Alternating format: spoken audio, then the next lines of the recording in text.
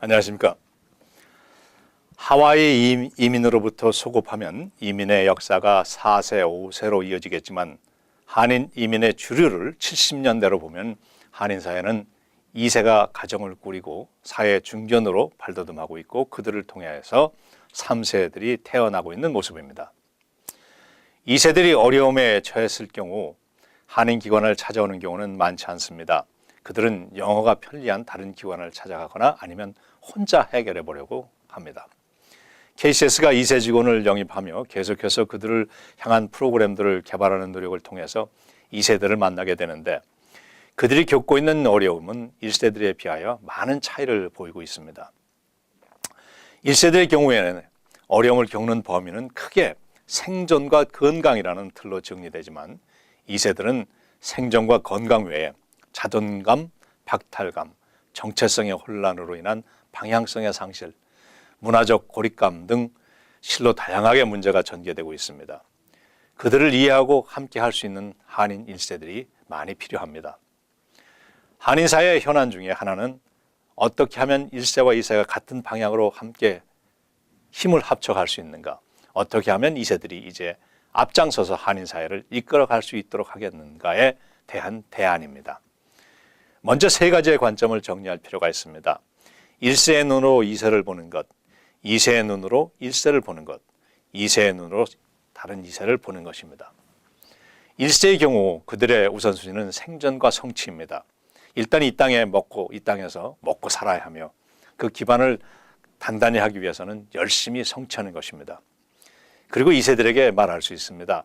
너희들은 영어에 문제도 없는데 어려울 것이 무엇이 있겠는가라고.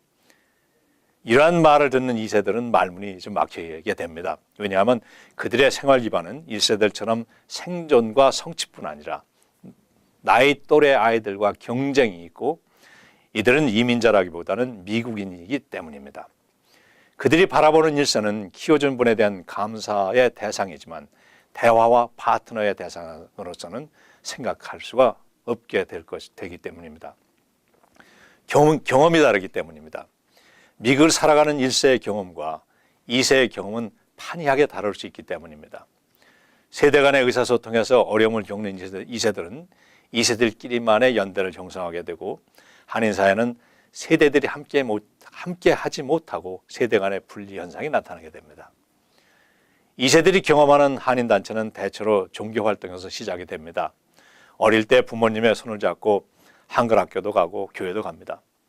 집이라는 테두리가 형성되는 고등학교까지도 어느 정도는 부모님의 범주 안에서 한인 단체의 범주에서 생활을 합니다. 그러나 집을 떠나는 대학 생활에 접어들면서 1세들에게 강요되었던 삶의 경험이 실제의 삶 속에서 유용하게 작용하지 못하는 것을 경험하면서 한인 사회와 그 괴리를 느끼게 됩니다.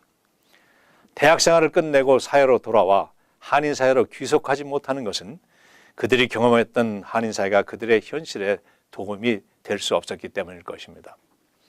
2세들이 종교활동을 통하여 한인 사회에 대한 부정적인 생각을 갖게 되었다면 참으로 아이러니한 그런 일이기도 합니다.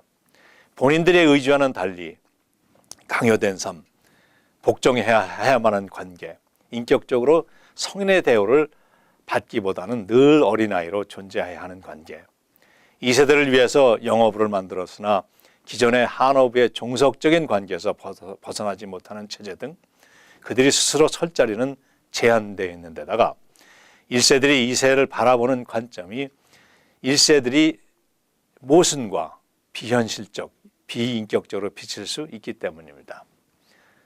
2세들이 흩어지고 있습니다. 다행히 몇몇 단체에서는 그들이 모이고 있으나 교회를 포함한 많은 한인 단체들은 그들이 동참하고 차세대 리더십을 발휘할 기회조차 만들지 못하고 있습니다. 대다수의 2세들은 한인 사회와는 무관하게 흩어지고 있습니다. 이제 한인 사회는 변화되어야 합니다. 1세의 전통을 2세들이 지켜달라고 강요하는 것보다 1세는 이렇게 해왔는데 이제 2세들이 맡아서 이끌어보라. 이를 위해서 1세들은 돕겠다라는 체제로의 그 체제의 변환입니다. 어떠한 단체든지 변화를 가져오지 못하면 자멸합니다. 변화 없이 발전을 기대할 수 있기 때문입니다. 다음 시간에 2세들에 대한 이야기를 좀 더 이어나가도록 하겠습니다. 안녕히 계십시오.